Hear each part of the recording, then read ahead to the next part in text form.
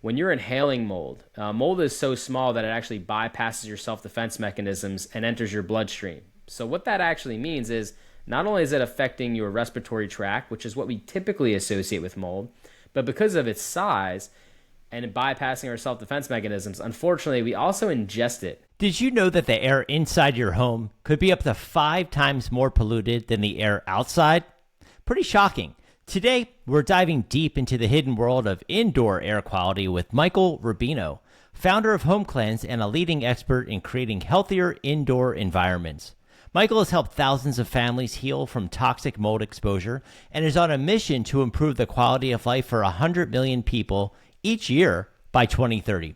If you've ever wondered about the invisible threats lurking in your living space and how they might be affecting your health, this episode is a must listen.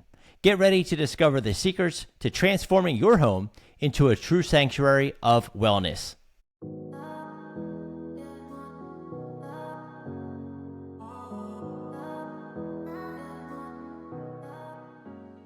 Hey, good afternoon, Michael. Thank you so much for taking the time to join me today. Just super excited to get into this because this topic is something I'm very, very interested in myself, and I know a lot of people as well. Joe, nice to meet you too, and thank you so much for having me here. Okay, I guess the issue is we don't know what we don't know, right? How does someone actually know if our air quality is bad?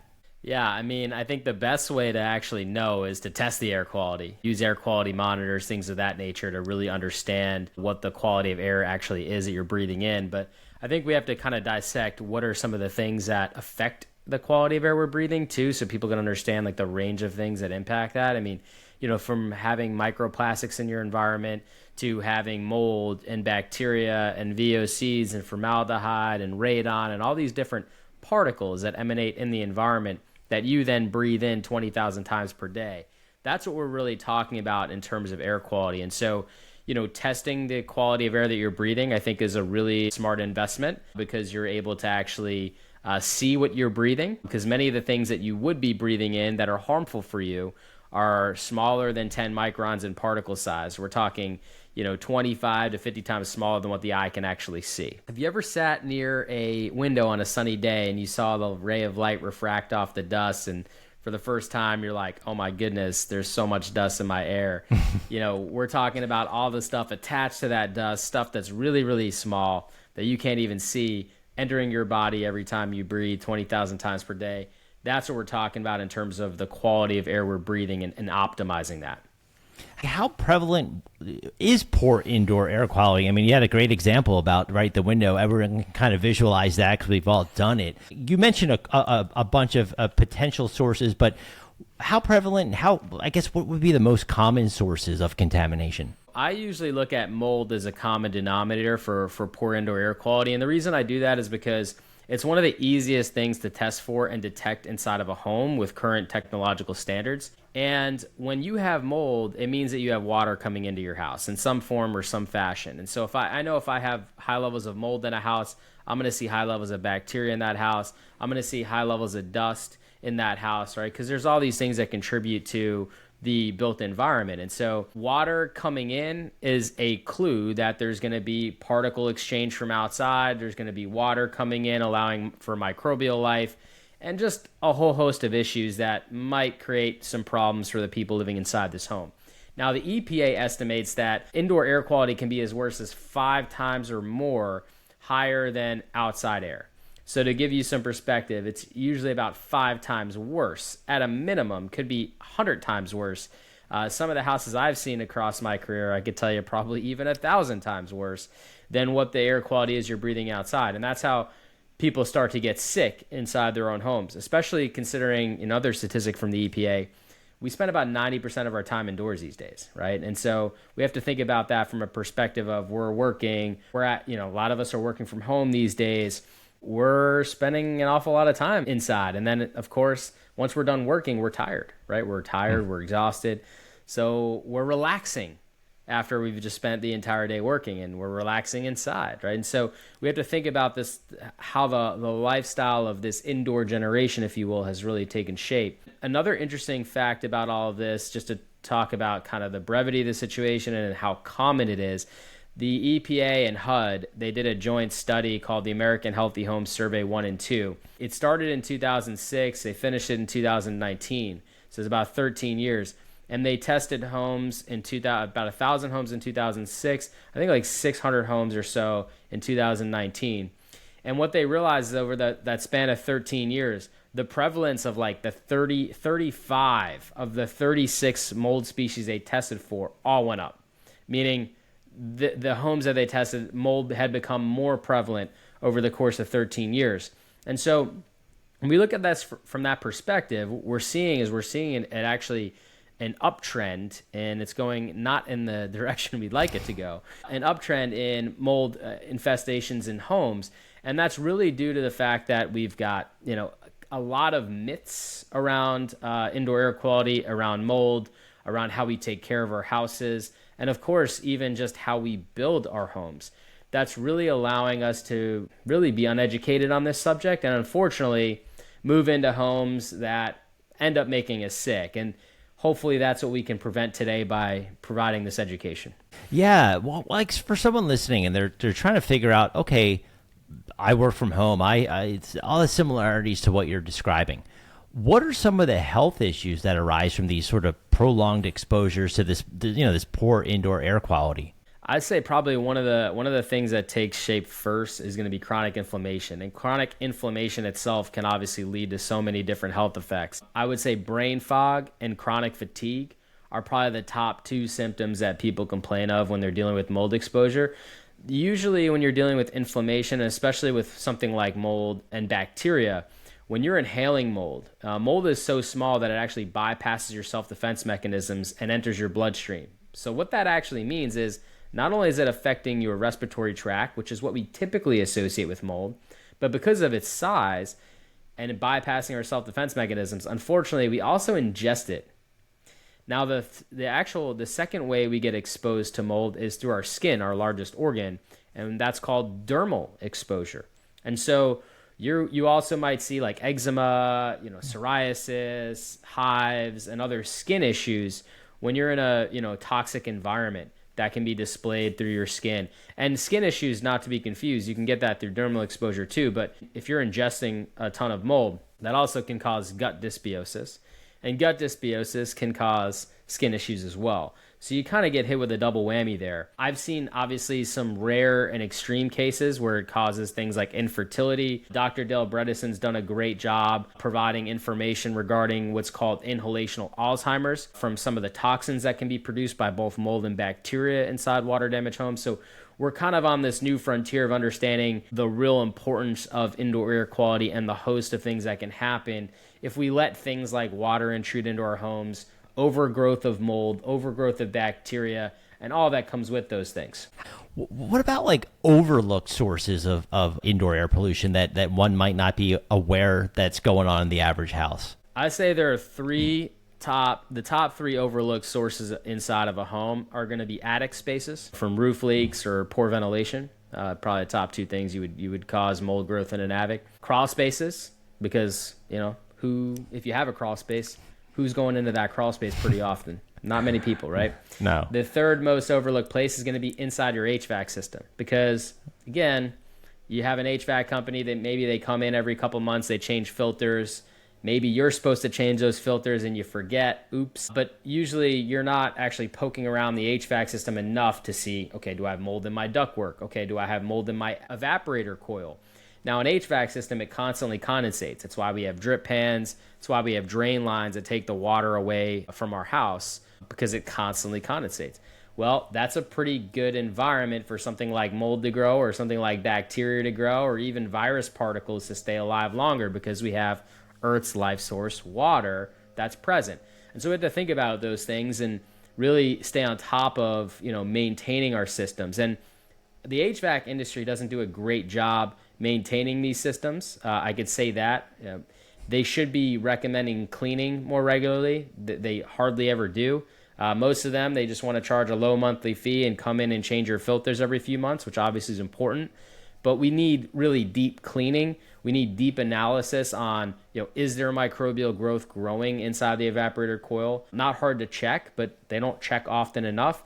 And so these types of things is something that you should be aware of as a homeowner, because we all have HVAC systems typically in modern era, and we want to make sure that the lungs of our home, because if you think about all the ductwork that basically supplies air and takes that air and exchanges it across the entire house, it really is like the lungs of the home, right? And so we want to protect that investment, because HVAC systems are not cheap, they are costly, and they have a great impact on the quality of air that we're breathing. And so if you're listening to this, I want you to ask yourself one question. When's the last time I had my system really deep cleaned, my ductwork deep cleaned? And if you can't answer that question, then it's been too long. And how would somebody listening, call their provider, vendor, whatever it might be? What are they requesting? Essentially a deep cleaning of an HVAC system? I'll tell you what, if you need a deep cleaning and you haven't gotten one done yet, there's a great association that I like called the National Air Duct Cleaning Association, NADCA.com. You can go on there right now, type in your zip code. It'll tell you all the companies in your area that are certified to do such a deep clean and do it right and thoroughly. I would say go on there, take a look, call some companies and have them come out and take a look at your system and give a price on really a nice, thorough deep cleaning of the system and the ductwork as well. How about traditional methods of improving indoor air quality? Maybe like you said, your mind might go to changing your filters. What are some of those traditional methods that we know of that are kind of falling short of addressing this problem over time?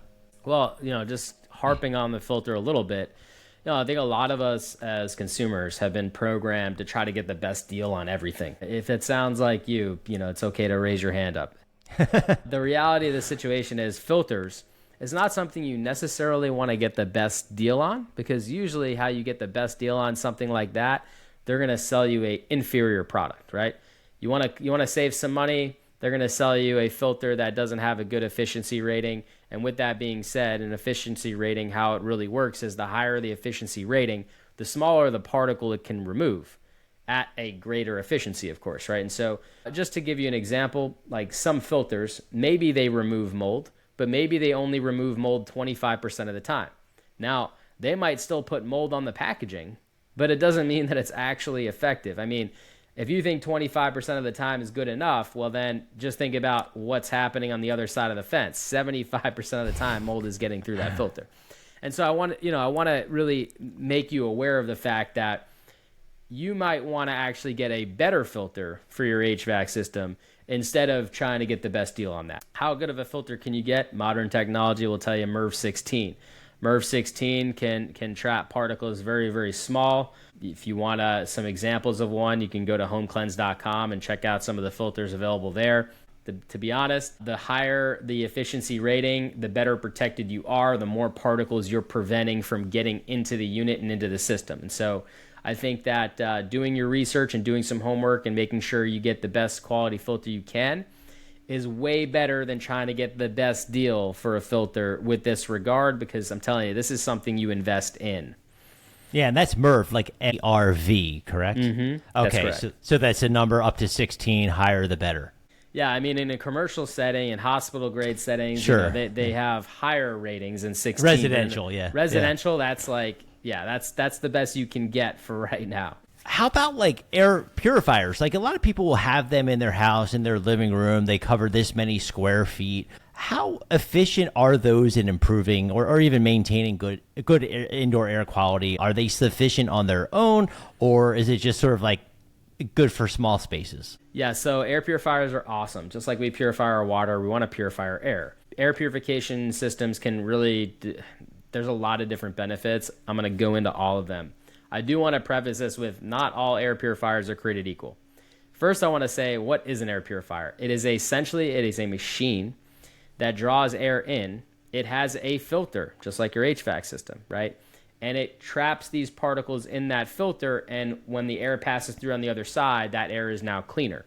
And so I would say most air purifiers are going to be good at removing dust. Again, we're worried about some of the smaller particles like mold, bacteria, viruses, right, that would traditionally bypass a standard filter.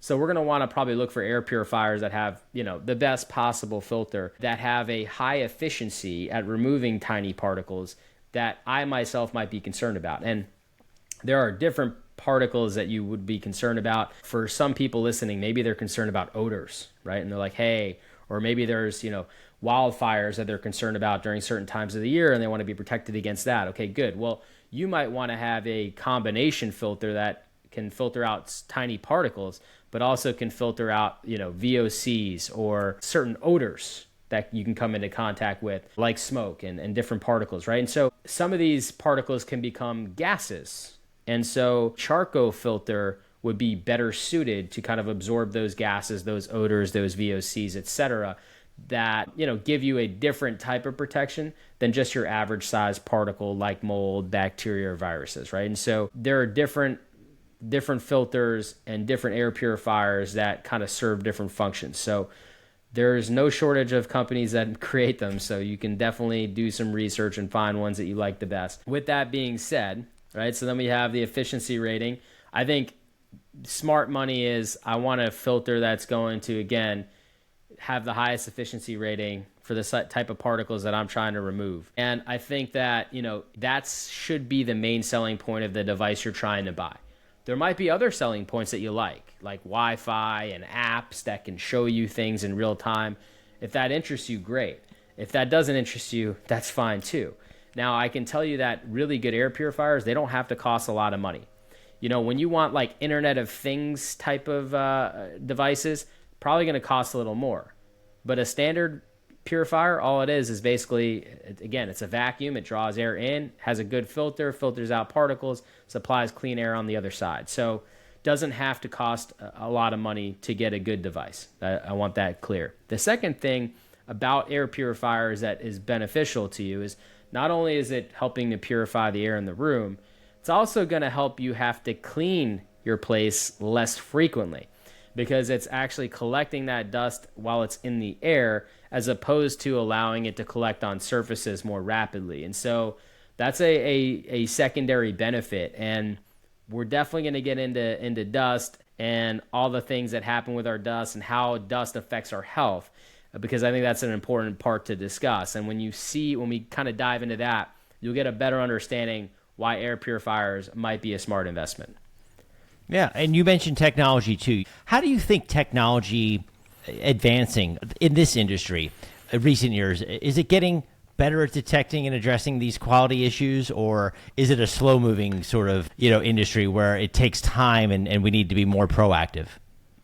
So I think the biggest challenge that we have in the tech space is actually the sensor capability. A lot of these particles, they're very, very tiny. And when you think about it from that perspective, you have to have a device that can detect these tiny particles, analyze the particle to try to figure out what that particle actually is, to then give you real-time information. And so, a lot of the devices out today, they kind of go by categories of size. So like PM 2.5, right? It kind of lumps every particle in that size category together, and it doesn't do a great job currently at differentiating things. Now, as we start to build databases and AI gets a little, smarter and smarter, it gets smarter every day, right? I think we're going to start to see something that, we probably could have a device that has a sensor with the assistance of something like AI can be like, okay, that particle is 99% of the time it's going to be this based upon the characteristics that we are able to detect in that sensor. And we might have better technology kind of unravel as we look for this new frontier of understanding our environment and the particles in it. I am excited about the advancements of technology for sure.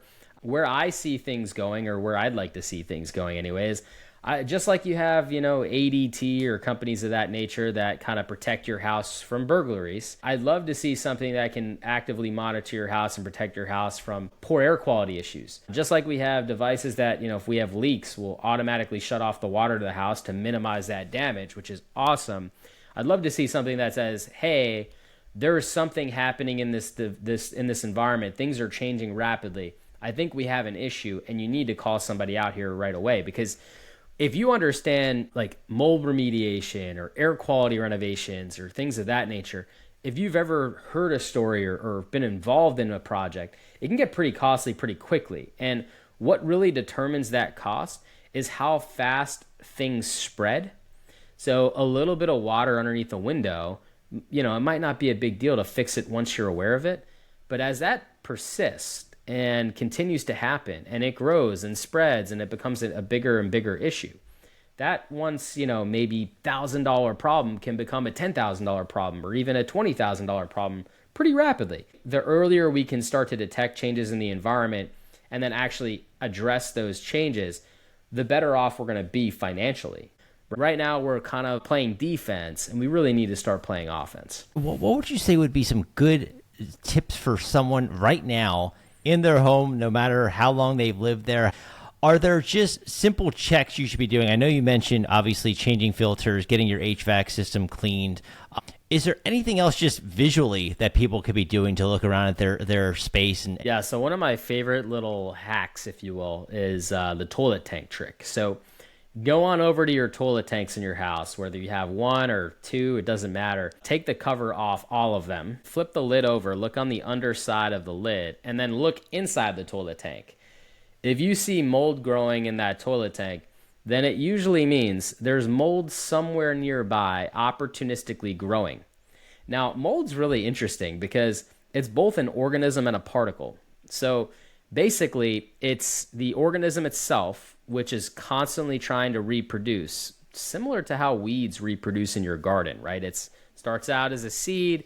Those seeds get embedded into the ground. You get some water. All of a sudden, it sprouts into a weed, and then the weed produces more seeds to procreate and to reproduce itself. Mold is the same way. Its seeds are called spores, mold spores. And once you have the organism inside your house kind of growing because of the opportunity for it to grow, it starts reproducing tons and tons of seeds. Almost like if you actually look at it under a microscope, it looks like a volcano just constantly erupting. That's the best way to kind of give you a visual. And so those seeds they move and shake through the air. They spread across the house. And when I have too many seeds in my environment, I've got too much opportunity for mold to start to grow from a seed back into a living organism. And so literally, it's one of these things that kind of takes over your house when you have too much water damage issues or too much opportunity for that stuff to grow. And so best way to look is because it needs water, right? Your toilet tank has stagnant water in there, and there needs to be enough opportunity. It means there needs to be enough seeds already in the environment for it to get inside the toilet tank for you to actually notice something growing in there. And so if you see some mold growing in your toilet tank visually, that is a really good kind of barometer to say, hey, let's check the rest of my house and let's make sure we don't have a developing issue. Other visual signs to look for, the signs of water damage. If you see like cracking in your walls, if you see like those coffee looking stains in your walls or ceiling, obviously that's water damage. This is what starts to allow the opportunity for mold to grow. And so I've seen, the most innocent looking water damage stains turn out to be toxic mold, right? And so if you see water stains, this should give you the clue to kind of spring into action, like, okay, we need to do something. Bubbling paint, buckling paint, floors that are kind of buckling and coming apart. These are kind of the telltale signs that you've got some water damage happening, and you want to take that next action. And then, of course, I've got some more scientific methods for people that are super interested in that as well. Of course. Oh, well, you also mentioned, I wanted to get back to dust. I mean, I think a lot of people will just, like you said, you're walking around, you see it, the old dust buster, right? They kind of brush it off. I mean, should we be paying more attention to this dust as it builds up, or what does too much mean? I'm glad you brought up dust. Yeah. It's a very important subject, and I touched on it earlier. The dust itself is typically supposed to be dead hair and skin cells, right? I mean, that's all we've kind of known. When we see dust floating around, we might see some like hair particles floating around. That's our dead hair and skin cells that really make up our dust. Unfortunately, it's not just that though, because if I have mold in my environment, it's going to reproduce. Those spores are going to become part of the dust. If I've got bacteria in my environment, which you can't not have bacteria in your environment, because even if your house is as healthy as can be, you have tons of bacteria inside of you right now, and you are breathing out as you're talking. You are literally putting out bacteria into the environment. You've got virus particles. Again, we're human beings. We carry viruses inside of us all the time. Even when we're not sick, we still have lots of viruses that we kind of spread around and share amongst each other. And so, you're going to have all kinds of microbiological contaminants inside your environment that if they get too high, right, that's where you start to actually get sick, right? It's when it's too much, too quickly, more than your body can deal with and detox with. Unfortunately, it's going to overload your immune system. You're going to start to feel sick because of that. You also have things like VOCs, formaldehyde. Unfortunately, pretty much anything on the planet you can buy can be delivered to your house in like 2 days, right? Thanks, Amazon. Well, unfortunately, there's not a lot of regulation that happens on certain products that come from other countries. And so if you've ever looked at, if you ever bought something and you flipped it over and it said something like made in China or made here or made there, well, you have to understand that the regulations there in their manufacturing are different than the regulations here. And so, unfortunately, you may have heard that products have been recently tested to contain lead.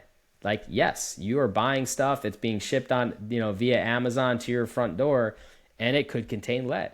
There are, unfortunately, products have been tested that have had high levels of formaldehyde, another contaminant we don't really want to have in our environment. As a matter of fact, you may have heard that like flooring companies have been sued from high levels of formaldehyde. Furniture companies have been sued for high levels of formaldehyde.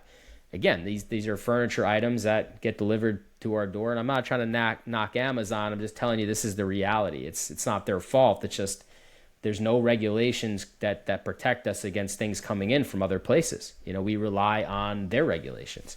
And so with all that being said, I mean, with the amount of abundance and opportunity that we have to bring things into our environment, we also have to be more cautious. And I think some of us may have heard kind of the big shakedown in the food industry right now. We're starting to learn, like, wait a second, food that's manufactured here in the US is way more toxic than food manufactured elsewhere. Same companies, but they make things more attractive, from a marketing standpoint here in America that they're not allowed to do in other countries, right? And so what we're starting to realize is, hey, we have some gaps in the way in which products are sold here in America that we've really gotta clamp down on.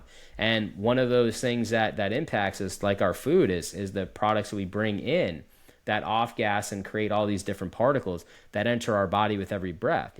Microplastics is another thing that we don't talk about enough, in terms of air quality. PFAS, right? We might buy certain pots and pans that have these forever chemicals. Well, as we're cooking, some of that stuff does off gas, right? And that's how it's able to enter our body. I mean, pretty much why talk about air quality? It's the greatest route of exposure for so many different things. Think about most disease that gets passed from human to human. The most common way it gets passed is through the air.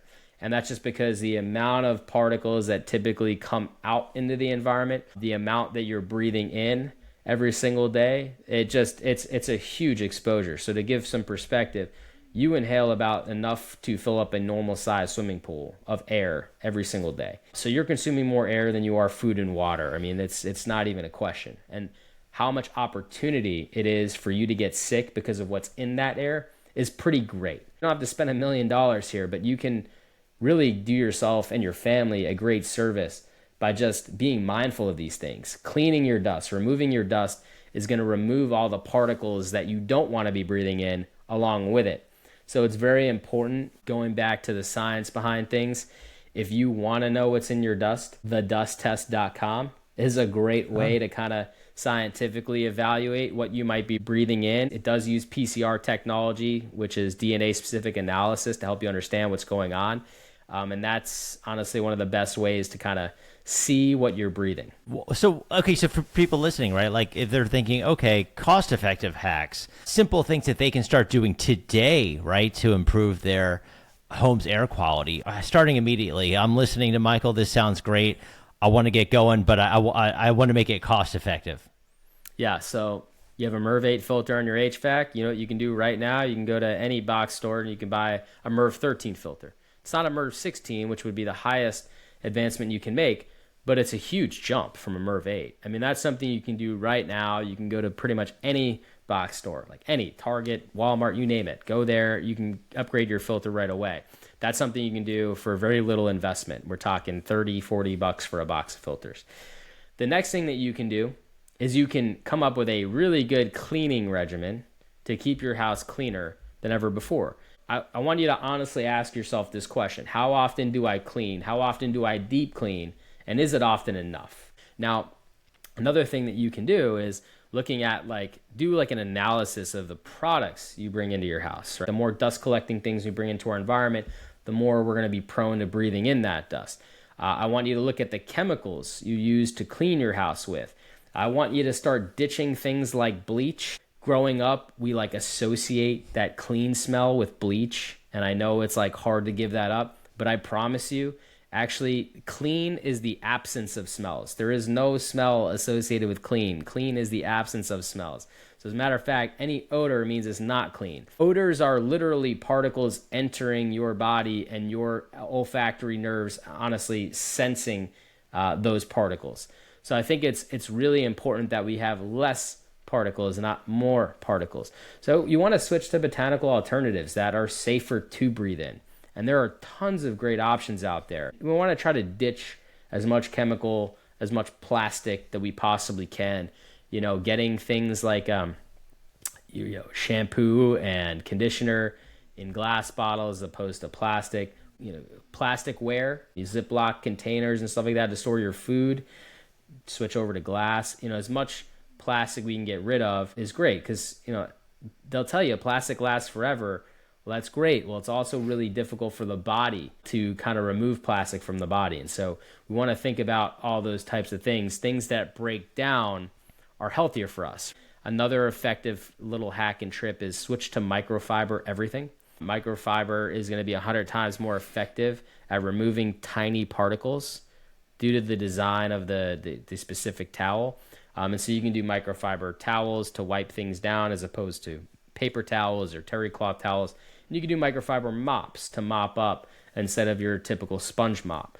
Because again, you're going to kind of get rid of these things, throw them right in the wash, and voila, you've got brand new microfiber towels. Super No bleach. Sustainable. Yeah, exactly. How about if you're going to take it a step further? You mentioned a great resource, I should say, for finding service providers. I'm always told, maybe it's a pest control company. Make sure they use organic, products, whatever it might be. For listeners that are going to maybe look into improving the indoor air quality of their home, but seek that professional help, what should they be looking for in a service provider? Yeah, I think you want to look in a service provider, different tools and technologies that they may use to actually help identify problems in the home, and then coming up with sound ideas to fix them. And so I'll give you an example. I mentioned the dust test earlier. I like starting with testing the dust as a first step because a lot of people start by testing the air. The air is a terrible screening tool, actually, and I get that it makes sense. If you want to check your air quality, you should test your air. The problem is the current technology standard of how to test the air is a bit flawed. So, for example, if you test your air, they're going to set up a tripod. All right, that tripod typically gets set up in the center of a room. I'm going to tell you why it's a bad idea in a second. You collect about 75 milliliters of air, and then it traps whatever particles are in that air into a slide, and then it goes to a lab, and using microscopy, meaning they take the slide, they put it under a microscope, and they look, lab technicians looking and then counting and trying to figure out what's there and issuing a report of all that information. Here's one of the issues. So we have 75 milliliters of air. Now think about that from a perspective of okay, I've got a 2-liter bottle of Pepsi. 75 milliliters of air, not a whole lot of air. Now think about how many 2-liter bottles of Pepsi or Coke, right, in case you have that. But think about how many 2 liters would fit inside of your room right now. Probably quite a bit. And so when you think about just 75 milliliters of air representing a lot of air inside this one room, then think about across your entire house, you can see it's a pretty terrible screening tool. Now, another thing that came out of COVID was this word of we got to stay 6 feet apart, right? Well, why is that? Because we're talking about particles that are very, very, very tiny, which means that they don't actually travel through the air quite that great. As a matter of fact, if you were to test, near a source point, and you took a step back and you tested a couple feet away, what you would see is the closer that I am to this source, the higher the amount of particles there are. And just 6 feet away, you test again, it would almost look like there's not a problem at all, right? So it would just look like normal air because the particles are not making it that far, that quickly.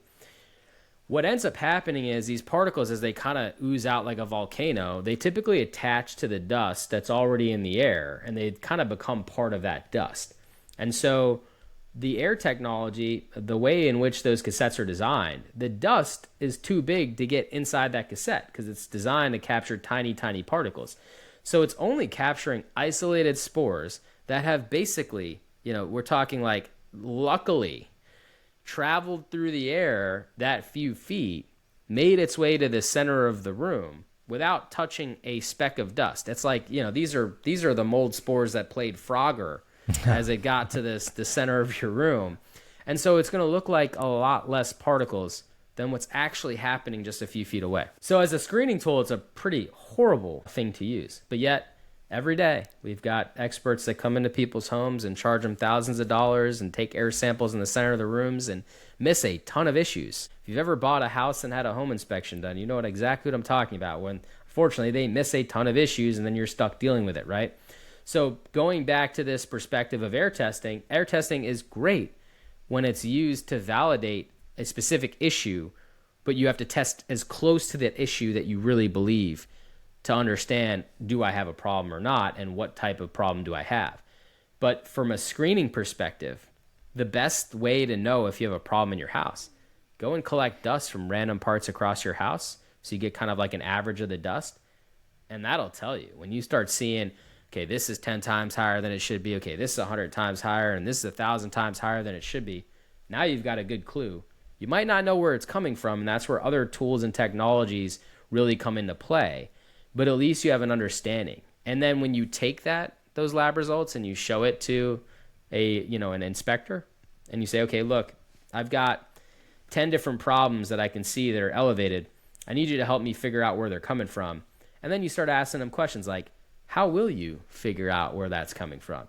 And they should start saying things like, well, we're going to do a detailed inspection on the outside, try to find weak points where water might be coming in or where air exchange might be happening without proper filtration, and then what we're going to do is we're going to survey the inside and try to match those locations and test nearby those locations to see and validate if those concerns are valid or not, if there's a problem there or not. And through that inspection, we might use things like thermal imaging. We're going to look for temperature differentials outside and inside my house because temperature differentials typically mean condensation or they mean a lack of insulation, which can create all kinds of issues, right? And so they're going to use different tools and technologies to really help understand what's going on in the house and evaluate different things that could be happening. And when you have that, that's why I said start with testing your dust, then use that to kind of get to the next step of being able to really investigate who to bring in to check out your home. That's usually where you find the most success in finding the right people. If you had to summarize it, like in a final, I hear what Michael's saying, I want to get started, I want to get stuff going, but I just need to start something today that I can manage, right? What would be the one thing you suggest they start doing today? All right, so today you can go and check your toilet tanks. You can pause this right now and go do that. That's very easy, right? Tomorrow, I say tomorrow because you're probably not going to be able to get it in one day, but tomorrow you can do the more scientific test that we talked about, the dust test, all right? Today, you could pick up some microfiber towels, some microfiber mop, some botanical cleaning solutions, and you can start cleaning your house today, right? Today, you could go get an air purifier you could do some research and buy the right air purifier that addresses the right concerns that you have based upon where you may live. That's super easy. Those are things you can do today, right? There's no shortage of things that you can do right now. Today, you could start opening windows and doors and get some fresh air in, especially if you have some issues inside your house. After we talk today, you start saying, well, I've got that stain and this and over here. I know I've got problems. Good. Well, then you need to start opening doors and windows today. That's something you could be doing because diluting the amount of pollution you're breathing in is going to provide some benefit. Tomorrow, of course, you can bring people in, you can do a dust test, you can do a deeper dive and make more improvements to the quality of air you're breathing. Today you could still go to the big box stores and buy a better filter in the HVAC. Heck, some of you listening are going to be real honest with yourselves, and you're going to say, I don't think I changed that filter in probably 6 months, maybe even a year. Mm-hmm. You can go to the store right now and you can do that. There are lots of things you can do today. You can go look under the cabinet of your sink and see what sort of chemicals you're using, and do I need to use these harsh chemicals, or can I find some more botanical options as well? Now, if you ever notice on the chemical labels, they're going to tell you, hey, if you want to use this product, you need to use it in a well-ventilated area. It's like literally like a Surgeon General warning, because breathing that stuff in is not good for your health. And they know that, and they put that warning on, but did anyone ever read it? And what does well-ventilated mean? It means like, well, you should have all your doors and windows open when you're using that product so you don't breathe it in, or breathe in the things that it's killing, because that's another issue. So, there's a lot that you can do today and a lot that you can do tomorrow. But you had to be aware of it first. And I'm hoping that if you're listening to this and you weren't aware of it before this conversation, you're aware of it now, and you can do something about it once you actually know about it. Well, how about people that want to connect with you? I know homecleanse.com.